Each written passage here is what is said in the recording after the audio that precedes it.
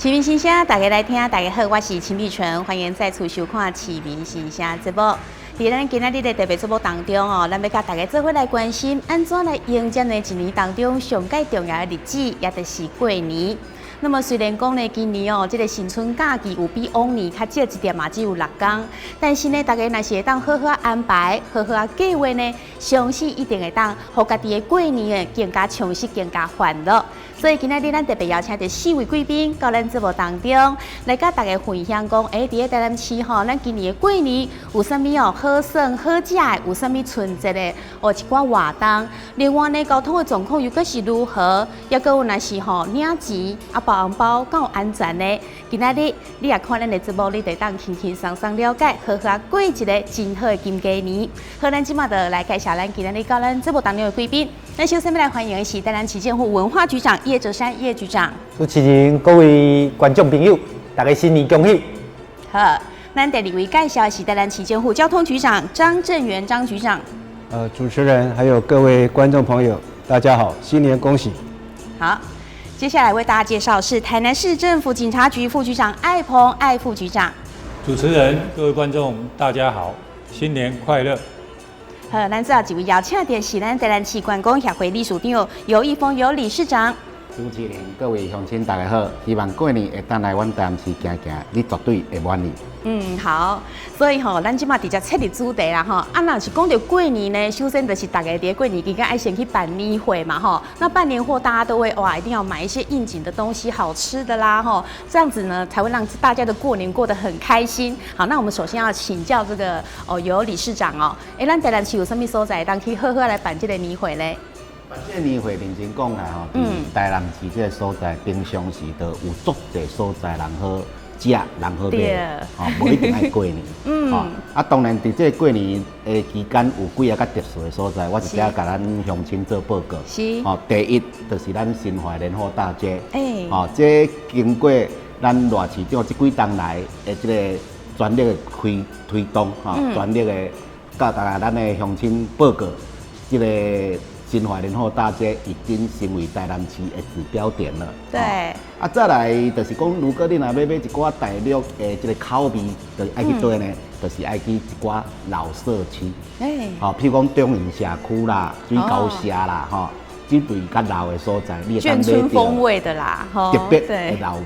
是。这个咱本身台南市，不管你是平常时来，还是过年来，绝对都袂互你失望的，尤其咱台南市的一寡小吃啊，这方面会当互你有食够了。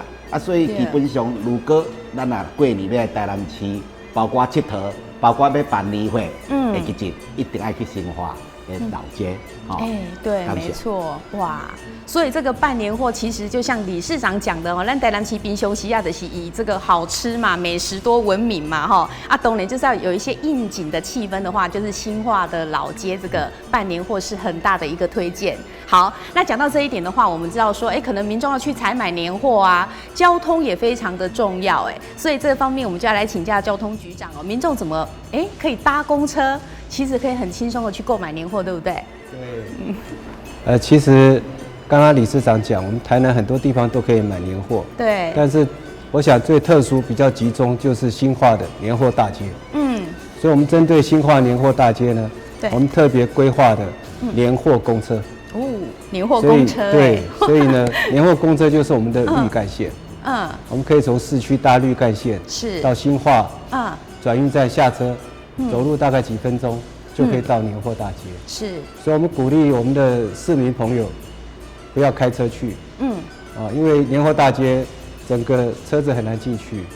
所以就搭我们的年货公车，就是最聪明、最好的选择。对，没错。所以年货公车的话是现在就有了吗？对，所以现在民众就可以开始搭我们的年货公车哦，因为你其实你也赶遐尼侪物件吼，你也家己塞车，其实足客，搁歹找停车位，所以你坐我们这个年货公车还可以一边欣赏风景，然后轻轻松松。而且还有优惠。哇，还有优惠，对呀。对，我们特别提醒65岁以上的长者，是免费的。哇，是免费。对，然后我们的市民卡刷卡都不用钱。哇，这边挤啊。对啊。那另外呢？刷我们的市民卡或者是一卡通或者是悠游卡，8公里免费。一般的人8公里免费，所以转乘还优惠9块，可以说方便，对，又便宜。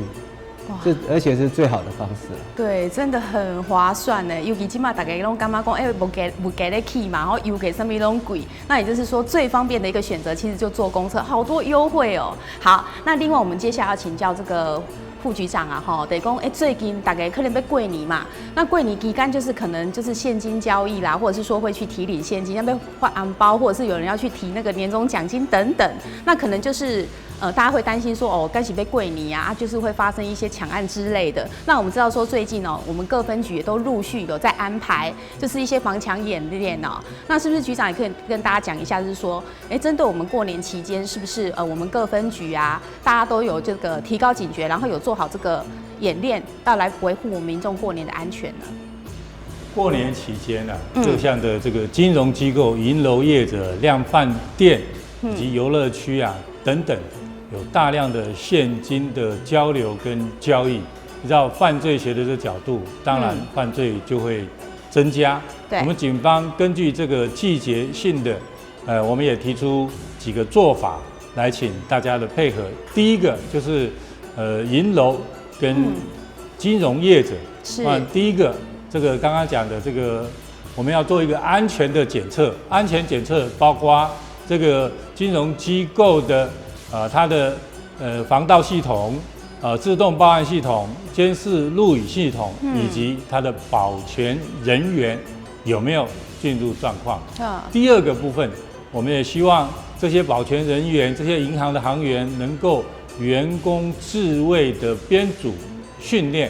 那我们这边也简单举个刚刚主持人所提到的，是永康分局曾经在去年的年底发生一个银行抢案，我们的歹徒带着改造的枪支跟西瓜刀进了这个银行以后，我们这个行员很机警的按下警铃，那歹徒马上夺门而逃，使用交通工具，经过我们台南市警察局的追捕，很快的就在他的租具所把他逮捕到案。这就是我们一个防抢演练非常成功的例子。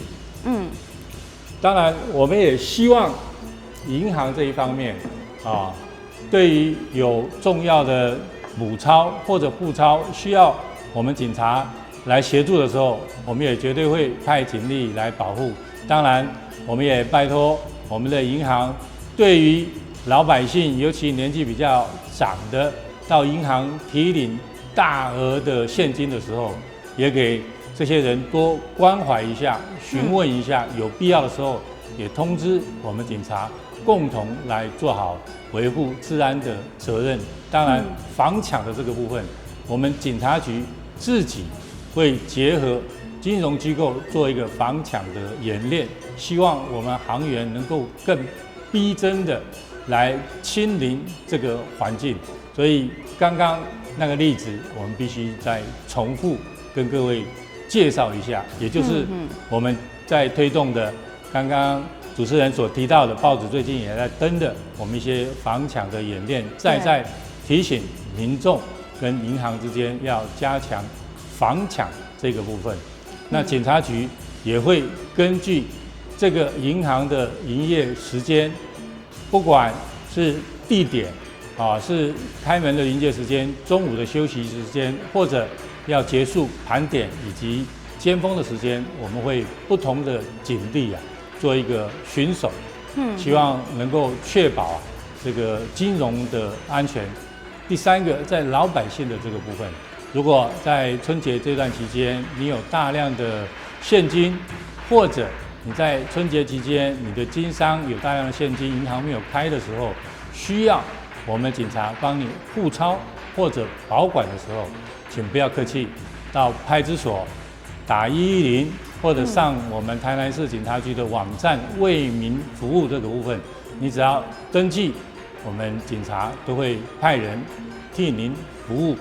在防抢的部分，我们也特别要呼吁，其实财不露白是最重要的没有人的时候，你要特别注意可疑的人事物。我们犯罪学的术语常常讲，你的轻忽或者方便，你就可能成为下一个被害者。那最后，在防诈骗这个部分，因为也是很多民众都会接到一些电话，以前是利用这个民众贪的心理，那现在都会假借公务人员因为公务人员相当的权势，让民众产生恐惧的心理，所以我们这边也特别有这个防诈骗的一些宣导。简单的说，他第一个他会假借这个户政事务所、银行、医疗机构来说你的资料外泄，然后第二个部分就会叫假冒的警察来说，因为你泄露这些资料，你切入刑事案件，帮人家洗钱，所以基于侦查不公开，你千万不能跟别人讲。那第三个就会假冒检察官或者书记官，给你一些公文，要监管你的现金，或者要你去把钱提出来存到指定的户头，这些都是现金的诈骗手法。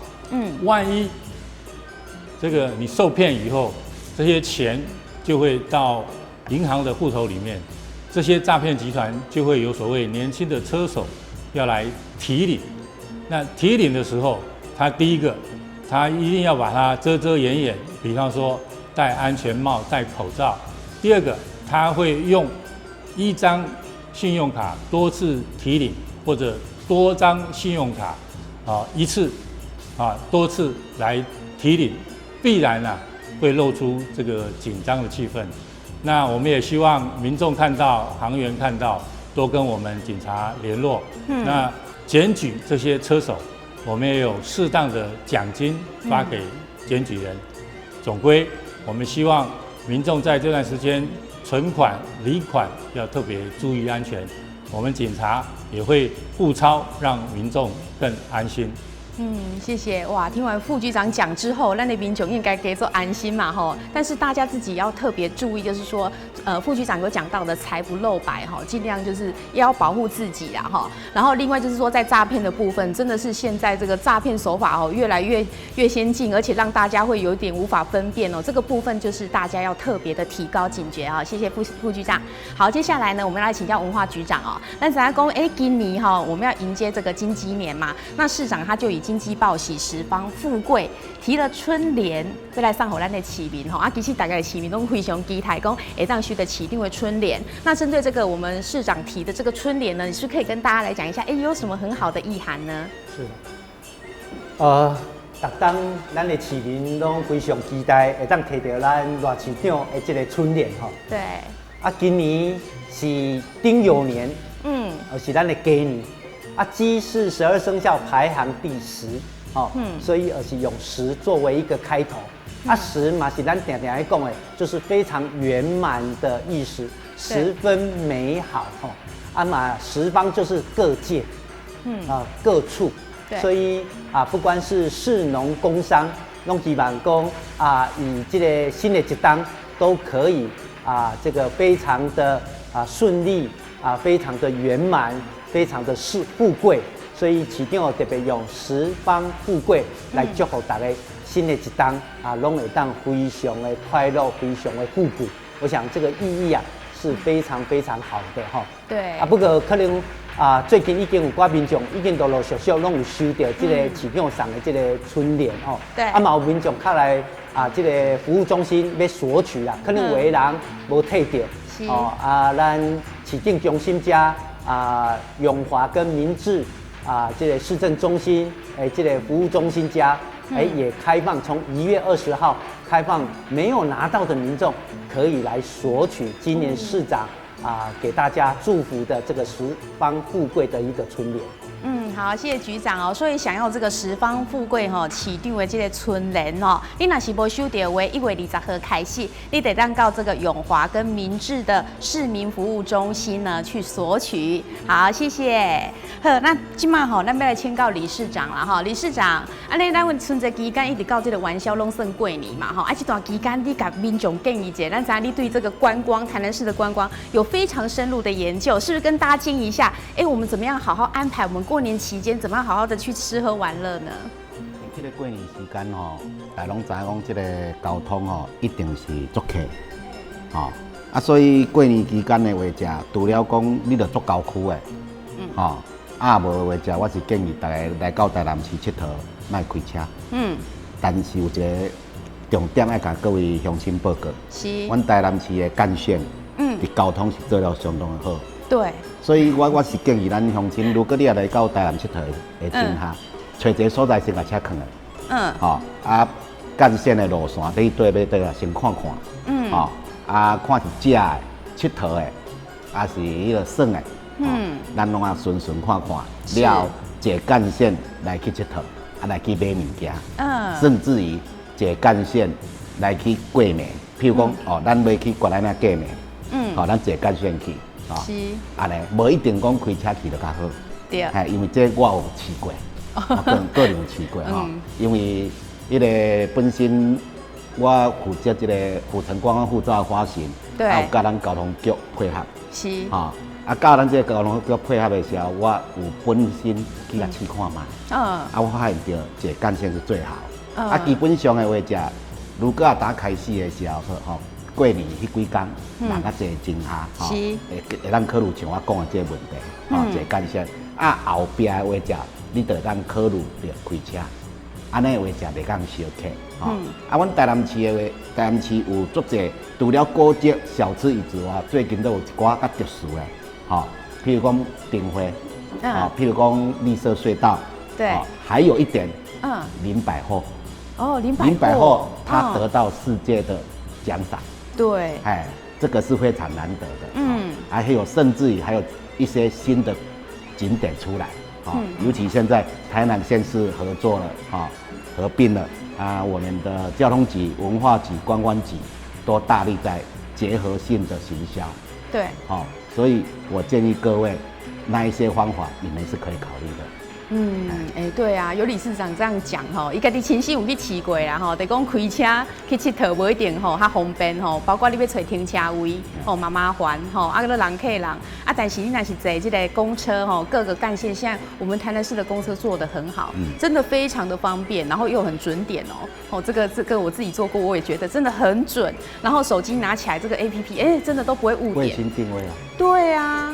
在几分钟就到，在几分钟对，不像以前那个公车，真的等到气死人。很久以前，我讲的是非常久以前等1、2个小时，然后要走也不是说都已经等了2个小时了，然后等到真的是很火大。但是现在真是准点到，我真的觉得哇，怎么这么厉害啊？好，那真是做得很好，所以建议民众就是说，其实我们这个干线呢，它到哪一个地方有很多景点都可以下去玩的，对不对？好，那刚才理事长有提到一个，那月经港灯节，那这个灯节真正是全国拢娱乐的啦，所以我们这个也是每年都吸引数十万的人潮来参观那我们今年的月经港灯节到底有什么主题特色呢？我们请局长来跟大家介绍一下。是的，月经港灯节从赖市长上任之后，今年已经是第6年了那也被很多民众称为是台湾最美、最艺术性的一个灯节了。对，那所以每年办完月经港灯节之后，就开始准备隔年要怎么样子来呈现是，所以透过1年的这样子的一个准备，那今年月经港的灯节有几个特色了。那第一个特色就是，过去我们在月经港灯节看到的灯饰都是一座或是2、3件一组的这样子的一个灯饰。那今年是用一种地景艺术的装置来做呈现。为什么说叫做地景艺术呢？那因为我们今年有很大型的这种灯饰的装置。那譬如说，我们有一个月迷津的这样子的一个作品，那是一个由文富老师用所谓的细竹去插出来的一个作品，大概有将近150坪，所以是非常非常大的一个大型的一个作品。那另外像我们今年也特别邀请到一个法国的艺术团队，他们做了一个 Key Frames 的一个作品，大概是15公尺乘15公尺见方的这样子的一个作品，总共有54个所谓的我们说它像是灯人一样，那他会做表演哦，那是非常具有动感性的。过去的灯都是比较静态式的呈现，那这一次它是有动感的一个呈现哦。所以今年我们的民众如果去参观月津港灯节，你就可以看到非常大型的这种艺术装置。是。另外今年的主题叫做四季礼赞，哦，春晓、夏绿、秋红、冬长。大概春夏秋冬都有不同的颜色，所以我们每一区的灯区，你可以看到春夏秋冬的这样子的一个变化，还有春夏秋冬它不同的美感哦。所以今年其实大家来的时候，可以看到不同的这种氛围的一种营造。那另外我们的灯区近几年来也成为是我们台湾艺术界，尤其是大专校院研究生的艺术家们，大家所谓的当代艺术的一个呈现的一个平台。所以今年总共有15所大专校院的研究生跟教授带着学生一起来创作23座的这样子的一个艺术灯。所以今年总共的这种艺术装置超过50座，所以是比往年更多、更有气势，更不一样。对，所以今年的这个月津港灯节绝对是比往年更加的灿烂、更加的美丽。哇！所以咱办6档来吼，哇，非常成功嘛。那当然一年要比一年更好呗，绕亏姐。所以听局长这样讲完以后，还有看到我们刚才画面吼，就是看到一部分呢，大家应该会非常期待要去这个月津港灯节，因为今年可能会非常，就是比往年一定会更加的好，更加的盛大，更加有气势。哇，真的很不错哦。好，那局长除了这个月津港灯节以外，我们台南市呢在过年期间还有哪些活动呢？民众可以去参与的？那刚刚我们理事长也介绍很多台南市非常知名的观光景点哦，那也介绍说，今年其实还有一些特色的景点，或是属于新发展出来的台南市的一些亮点的一些景点，我想也利用这个机会跟大家做一些介绍。那譬如说，这1年多来可以说是网络票选私密景点。第1名的就是我们的蓝晒图文创园区。哇！那在蓝晒图文创园区里面，有各种的文创业者进驻，也有很多的这种所谓的装置艺术。那文创性非常的高，那艺术性也很强。那这几个月我们又新增了叫做社区的文创产业，所以有很多社区的非常具有在地特色的这些文创商品，也都会在蓝晒图这边来做呈现。那另外，刚主持人也特别讲说，今年的连续假日虽然只有6天，但是今年在连续假期过后没多久就是立春，就是农历的初8，也刚好是礼拜6会有连续假期。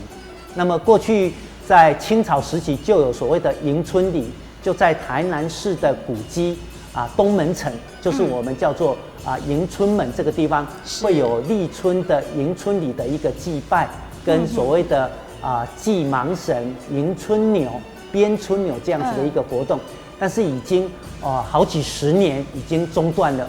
那我们今年会特别把它复办，搭配所谓的祭典跟所谓的民俗的所谓的踩街游行，那在我们的2月4号，在我们的东门城特别要来做复办。我想这个是最新的一个跟新春活动比较相关的，而且是最新的一个活动。那也欢迎大家一起来参与。那另外，在过去的原台南县很多的观光景点，不管是骁龙文化园区、对总野艺文中心、我们的虎头皮啦，或是我们的所谓的荷兰村等等，在过年期间也都有许多符合我们年节气氛的这些节庆的一些特别规划的一些活动。所以在整个大台南有太多的地方都有这种行春的一些活动。所以也要行春台湾要行村，台南是上好行村的一个好所在啦吼。所以大家今年然后年节愈短选择爱特别慎重，爱选对，爱选台南，绝对不要大家失望安尼吼。对，没错，只有6天嘛吼，所以我们就要好好的把握，好好的规划。那刚局长有讲到，除了月经港灯节以外，我们这个票选第1名，这个蓝晒图文创园区真的很不错。如果你去过的话，没去过更要去啦哈。那另外就是说，我们这个活动灯展活动就多达1个多月嘛，对不对？就延续1个多月，39天的时间。哦，39天呢，哇，那所以我们这个过年其实这个。延续到元宵之后，也会感觉非常的有这个过年气氛。是的，我们从月经港灯节从1月21号到2月28号，哇，那也会跨过我们的一个元宵。那元宵的话，有很重要的活动就是盐水的风炮哦，所以你不仅是可以来看灯节，还可以来赏风炮，来体验那种一辈子一定要来一次的这种风炮的一个体验。对，没错。好，那局长讲到的这个很大型的，包括月经港灯节，还有这个盐水风炮嘛，吼，咱知影讲要去参加的人，真正拢是数十万计的。所以这个时阵呢，交通问题的相当重要。那当然，我们要请教交通局长。那如果说我们要去这个真的是人潮非常多的地方，我们搭公车是不是也很方便？好，月经港灯节啊，真的在文化局的努力之下，在我们市府全力的这个推动之下。它已经成为我们春节必游之队的景点。我记得第1年推出的时候好像20几万人，去年已经超过60万。对呀，所以我看这样努力下去，应该是突破100万不是梦。当然，人越多，代表人多车多，那交通的问题，对那对我们来说是一个很大的挑战。那这几年呢，我们大概透过实地的一个勘察，透过跨局处的会议来讨论，其实我们已经研究出一个很好的模式。那我们大概用3部曲来处理。是。第一个是交通疏导。交通疏导包括很多管制措施，包括人行，这个徒步区，或者是交通管制，或者是交通改道等等。那这些我们都做好了规划。那第二个就是刚刚大家都很关心停车问题。是。虽然我们很鼓励大家搭公车。但是还是对有一些人来，他觉得开车比较方便，对，所以我们还是要提供停车位给他。所以我们大概在整个盐水地区，我们找了8个停车场，8个停车场，我们尽量在这个周边呢，是大家，所以我们就用区外停车，区内接驳，这样一个方式。对，那最后呢，就是我们的公共运输，那其实盐水地区这几年呢，我们的公车数量也增加了，举例来说，我们从新营到盐水，我们一共有5条路线，一天超过100多班的一个公车。那配合我们的月经港灯节以及我们的盐水风炮，是，我们都会坐加班车，机动的加班。所以我想我们还是鼓励大家呢搭公车。那其实很多外县市的人，我们也鼓励他，你可以从北部要过来的人，可以搭火车。搭台铁火车到新营火车站，门口就有我们的公车可以搭，而且15分钟就有一班，非常方便。从高雄过来的人也是一样，搭火车过来。对，我想这就是我们常常提倡的公共运输的无缝接轨。刚刚我们尤理事长也特别谈到，我们不但公车做得好，我们现在跟火车站之间的一个无缝转乘也做得非常好。有几个。我们台南市境内有16个火车站，我们过去发现，出了火车站找不到公车，下了公车找不到火车站，为什么？因为它不在一起。对。所以我们现在尽量把我们的公车都要开到火车站的广场，下来以后用最快的方式、最短的距离就可以进到火车站。对。反过来说，就是一下了火车就可以看到我们的公车。我们第一个改造的，就是上化转运站。过去从上化火车站出来要走的大概200多公尺，要转一个角，才看到我们的公车站牌。对。所以很多人都找不到公车。那现在我们把它打开之后，整个公车可以开到广场里面，一出门就看到我们的黄干线、橘干线，就非常的方便。我想这就是我们要努力的。同样的，我们鼓励大家来参观我们的月经港灯节，或者是要来参加我们的盐水风炮，啊，请多多利用大众运输工具。啊，我们会负责把大家送到会场，也会负责把大家送离开，所以不要担心没有车可以坐，啊，所以这一点我们再次也提醒大家，公共运输是王道，到台南来行村就搭公车就对了。对，没错。说真的，我们从局长上任以后，把这个台南市的这个公共运输做得很好哦。而且其实像局长刚才就讲到说，像那个外县市的，他们就坐火车来。现在就是他们有考虑到说这个安心呐，还有这个贴心的部分，所以就是让你们一下车，他马上就是下火车可以找到公车。那他要回去的时候坐公车到那里，马上可以坐火车嘛。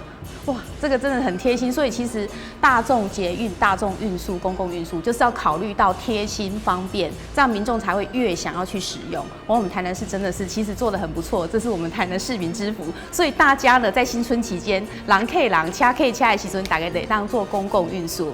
好，那我们也知道说我们从1月19号开始呢，就展开这个春安工作嘛那春安工作展开，那今年的主轴春安工作有哪些工作的重点呢？我们来请教副局长。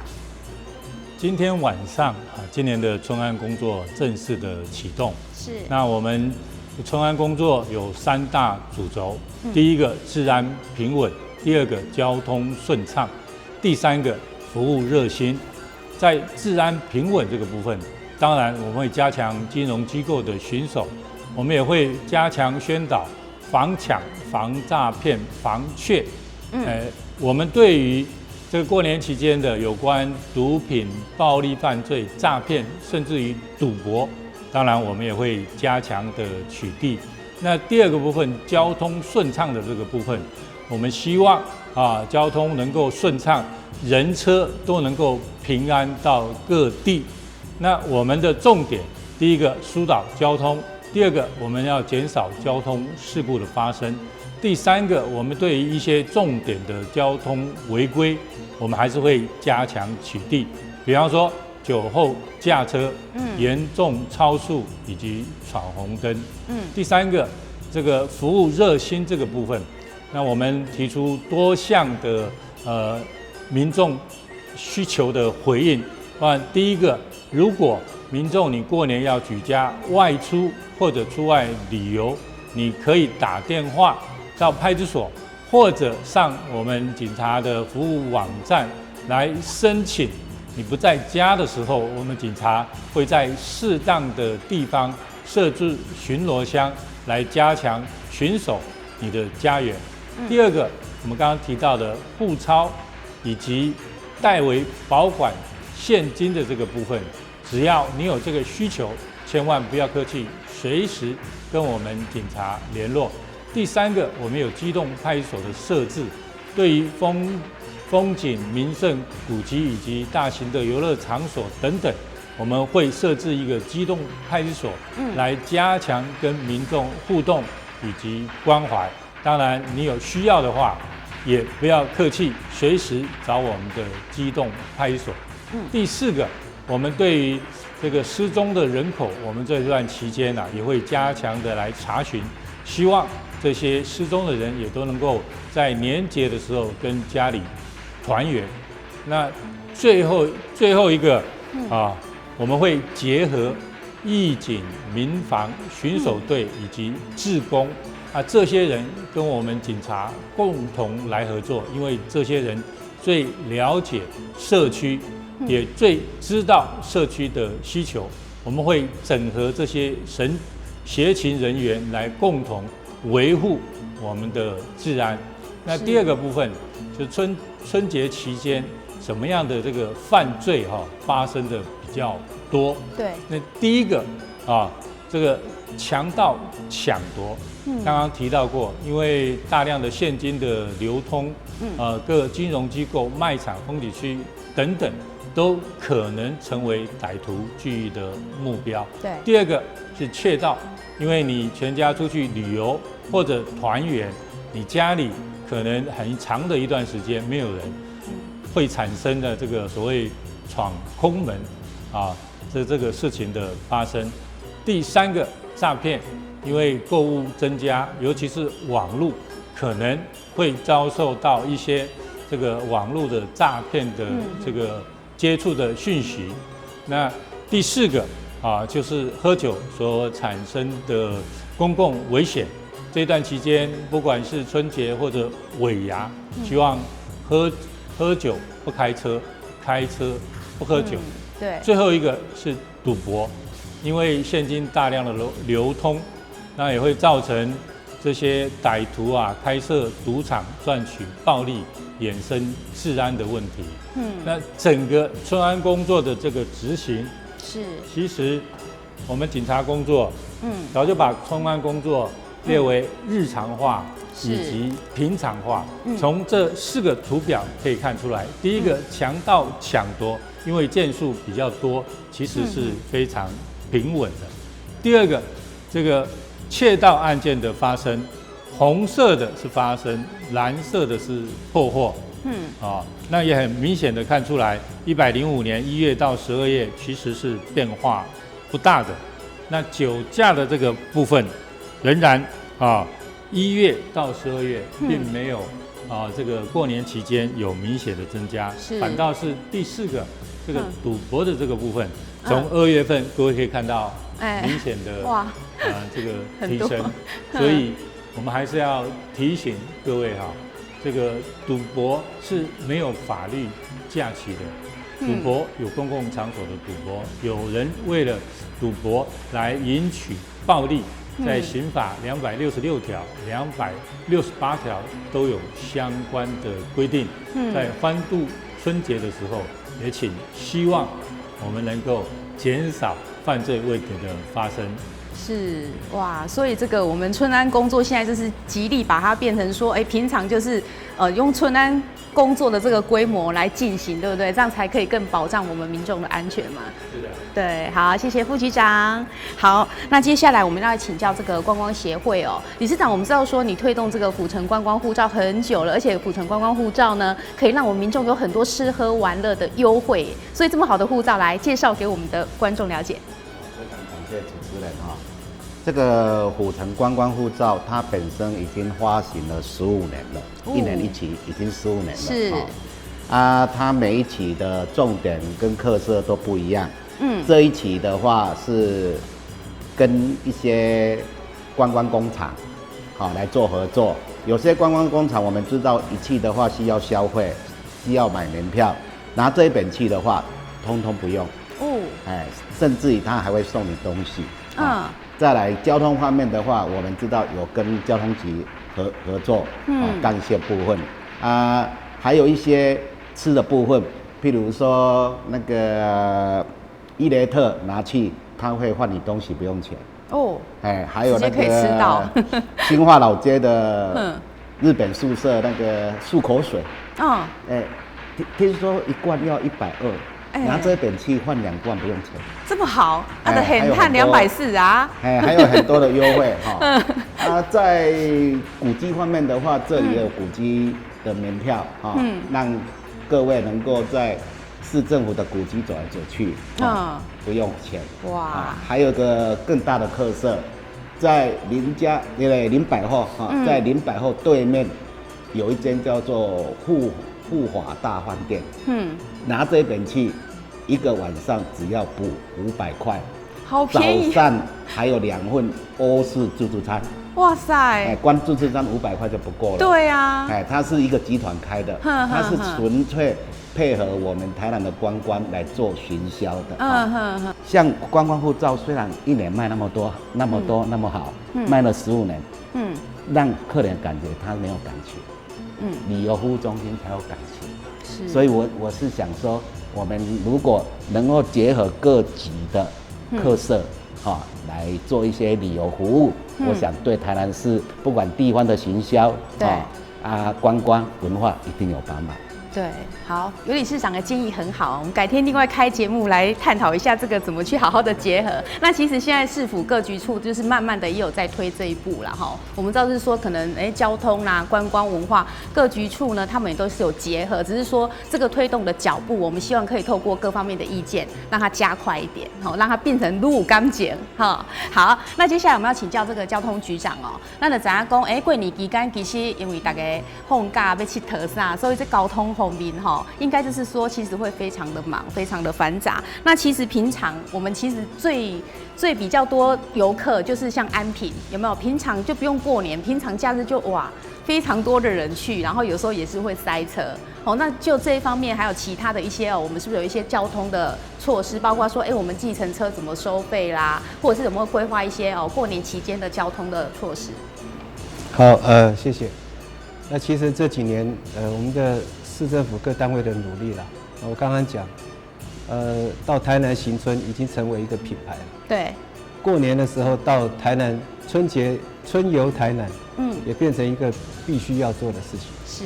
所以相对的，我们对交通是非常的重视。那刚刚主持人有特别谈到，我们的1级战区就是安平了。对。现在盐水也快赶上来了。但是还是安平。所以我们这个针对安平呢，其实我们做了很多努力了。我想用一个简单的图表啊。是。大概我们做这个整个交通的规划，让安平的交通做得更好，大概有4件事情。第一个，我们做人车做分道，所以我们有行人徒步区。所以我们在春节期间到了老街，我们车子就不能进去了。第二个，我们做动线分流。这个动线分流呢，就是说我们把整个要进入安平的路线，我们做了一个区划。是。我待会可以用一张简单的图来跟各位说明。好。第3个就是停车部分，我们尽量把车子停在外围。就是所谓的区外停车。包括在安平，像我们的安义停车场。我们过了一个安义桥就到老街了，走路5分钟。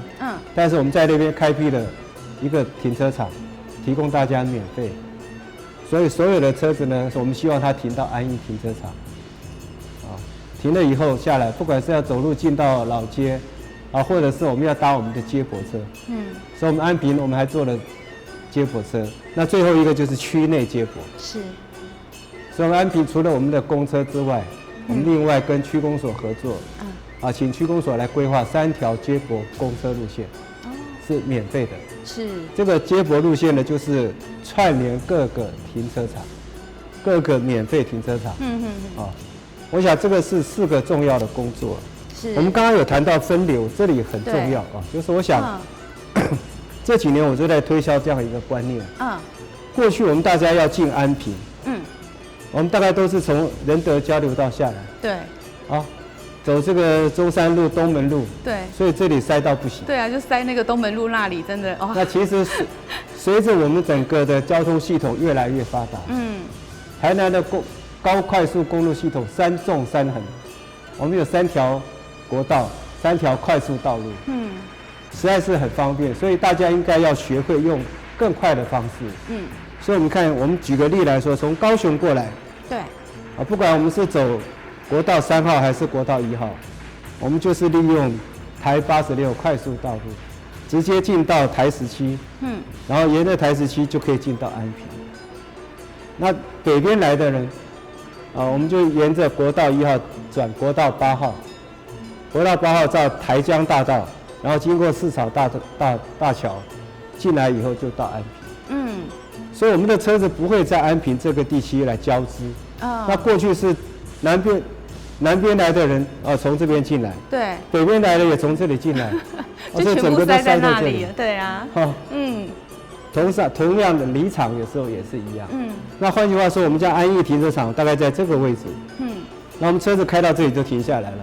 人进到老街吃喝玩乐。对。离开的时候就从这里离开。所以我们保持整个安平地区呢，人车分道比较净空，这是我们这几年做的做法。是。那也推了这几年，我们觉得这个效果就还不错。对。但是这样还是不够好。不够好，我们就做了一件事情。所以这个一定要跟各位报告就是我们的针对安平，我们做了一个交通疏运的科技化的专案。这个专案叫做安平够好行。不但要好行，还要更好行，还要够好行。对，来到安平，你就会觉得不管你是搭公车还是开车，都会非常的方便。那这是一个专案。通常透过这个专案呢，我们做了一个很完整的规划。我们把这个，而且设计了一个 APP。所以你只要开车的人用行动手机，对，下载我们的安平够好行 APP。这里 APP 里面有什么呢？它不是只有路况而已，包括我要去停车。我现在的位置透过卫星定位，我现在的位置我要看我要停到什么地方，它马上会带引你到停车场。那个停车场还有没有车位都可以一目了然。哇，这样很方便。而且我们可以手机看路况。前方的路况塞车，很多人都说警察都跟你说，哎，拜托，头前在塞车，唔通过塞这条，拜托你行迄个水井桥轨。有的人就是不信道。对啊，伊讲我无看到，我唔信啊。我都看到无塞车。这个时候你把手机打开来一看，哦，原来头前真正塞车。你今麦看没塞车，塞到头前，你就进得去就出不来。对啊。那很多人来安平就是开进去以后，好像羊入虎口，进得去出不来。所以我们要给你一个透明的资讯。我们透过安平够好行。对。啊，我们也有公车动态啊。接驳车、公车动态都在这里，就在一机在手。对。所以玩遍安平，所以特别跟大家推荐，我们为大家精心设计的安平够好行 APP。就一定要下载。如果你一定要开车来安平，那就麻烦你下载安平够好行。这里面有你要的一切的资讯，包括路线，包括这个替代路线，包括你的停车等等，都在这里了。对，哇，所以我们科技的时代，你看交通局开发这种 APP， 真的对民众来讲真的是相当的方便哦，让自己的假期更节省时间哦，更加的流畅。好，那看完刚才我们听完我们4位来宾讲的呢，大家应该对于说，我们春节期间其实都1个多月，一直延续到春节之后呢，我们台南市有好多好吃好玩的，然后很多活动可以去参与哦，而且交通呢也帮你规划的非常方便。那治安方面呢，大家更加是可以安心啦哈。那当然自己也要提高警觉哦。好，所以我们最后要请现场来宾呢，针对我们怎么样好好的过节呢，来做一个结论，同时呢来向大家拜个早年。那我们先请文化局长。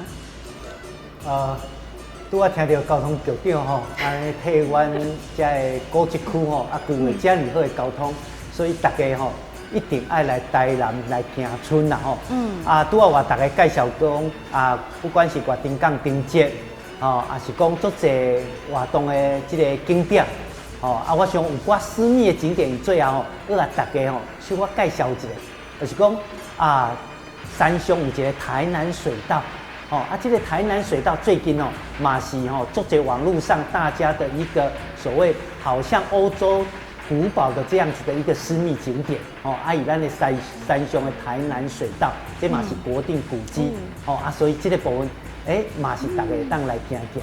另外是咱市区有一个321巷艺术聚落，拄在咱的100年台南公园的对面，哇，有足侪艺术家伫内底驻村，做了真侪真水、真特殊的这个艺术品，这嘛是一个私密景点。对，所以包括咱仁德的奇美博物馆这嘛是大家来台南要必游的一个景点。拄在咱交通局长有特别提起到安平咱的德记洋行。今年是150年，所以咱的德记洋行的展览有特展，特别告诉大家150年来这个洋行的一个发展。今年都要150年，所以邀请大家做伙来。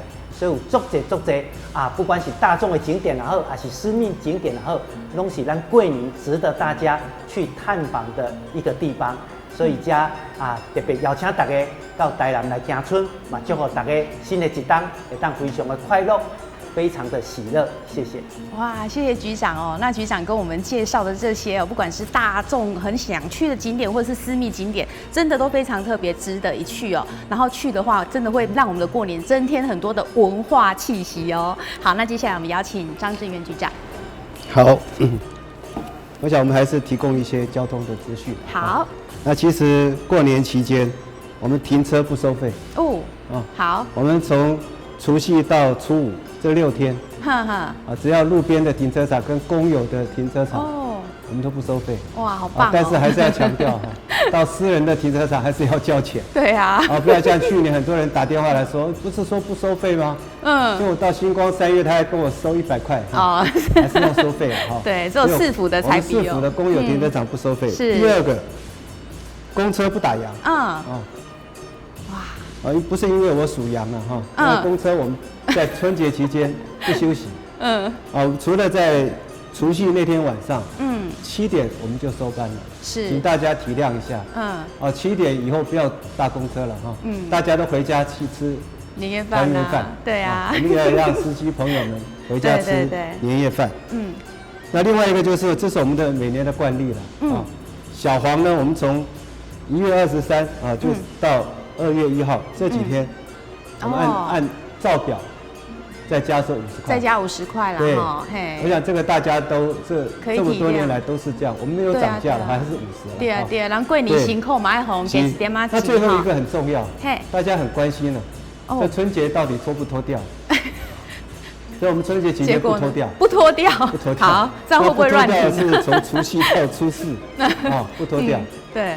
但是我们还是要提醒朋友们，不要因为不脱掉就违停，你可能会造成很多危险，尤其是有交通安全的，像 double parking 啊，就是这个并排停车啦、路口停车，这些都会造成危险。那像这种危险的，如果民众打电话检举，还是会脱嘛？对，还是会脱掉。所以说我们有一个但书哈，各位不脱掉，但是我们不会主动的去路上巡查，对，但是我们会配合警方、远警。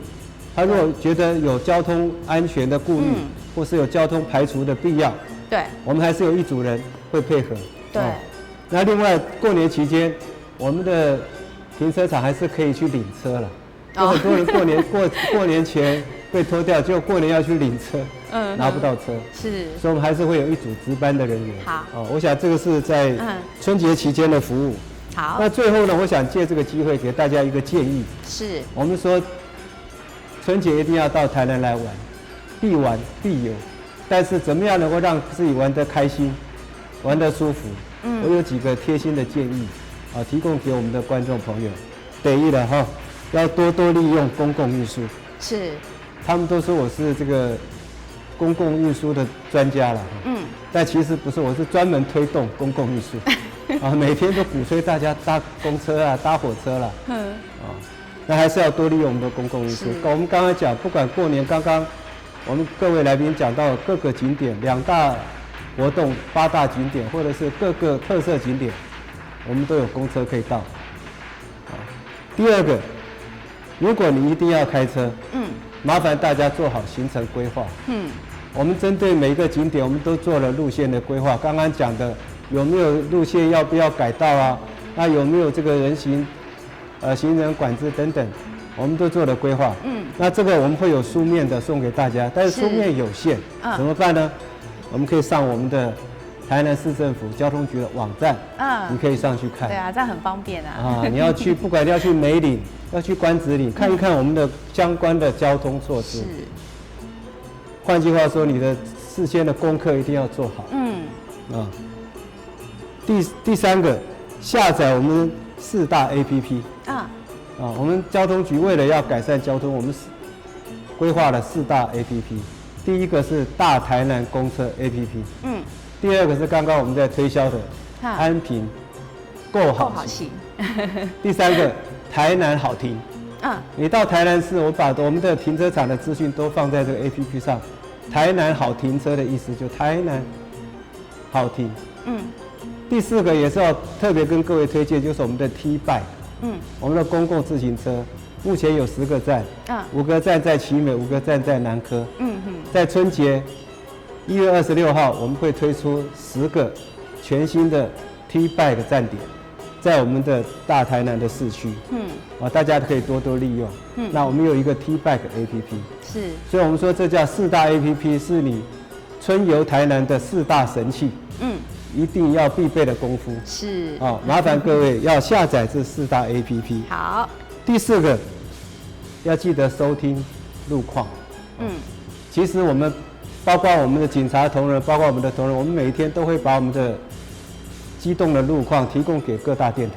哦，所以麻烦你开车的时候，不要听重金属啊，要听路况啊，记得路况可以帮你哈，重金属回家听就好了。好，要听路况哦。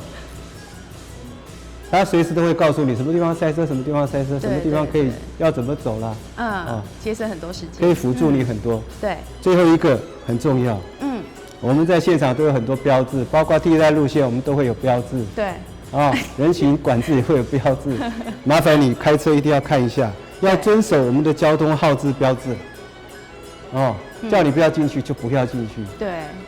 卖 T-K 了哈。对，没错。好，还有一个很重要是，我们不管再好的规划，我一直强调，我们还是要落实的执行。这个落实的执行真的要感谢我们警察局同仁，对他们在春节期间不眠不休，为我们在风雨之中，希望今年不会下雨了。对，在这个大太阳底下，我们要在那里站岗，要帮各位指挥交通。所以如果有远警指挥，务必要遵守远警的指挥。对，所以如果呢你这5大功夫你都做到了，我相信你春节期间来到台南玩，一定可以玩得非常的开心。对，一定非常的顺畅。是，我想最后也借这个机会，祝福我们观众朋友们，新春愉快，一切如意，全家平安。好，谢谢局长。好，接下来我们邀请副局长。警察的工作只有更好，没有最好。我们治安也没有胜利，只有不断的努力啊。那春节期间我们绝对为民服务的工作绝对不会打烊。我想在春安工作3个主轴：治安平稳、交通顺畅、服务热心。台南市的警察局全体同仁一定会全心全力全力以赴。也感谢我们交通局长对我们的期勉，我也会转告我们的同仁，更加强的来服务，让民众能够欢度春节。那最后也代表警察局祝各位新年快乐、平安如意。好，谢谢副局长哦。那我们也这边也先谢谢我们辛苦的警察同仁。好，那我们最后邀请理事长。我今天发现到一个问题就是我们文化局长、我们交通局长对行销方面能力相当高。能力相当高如果让我做一些行销介绍，我还真的不知道这时候该讲什么。因为都被他们讲过了，都讲好了。好，那你就拜年吧。但是我只能把我的经验告诉各位。是。因为我在文化部的基金会里面是当董事，是负责接待外宾。我曾经给外宾讲过一句话，来到台湾，没有来到台南，你不能说你来过台湾，是因为台湾的一切根源出自于台南。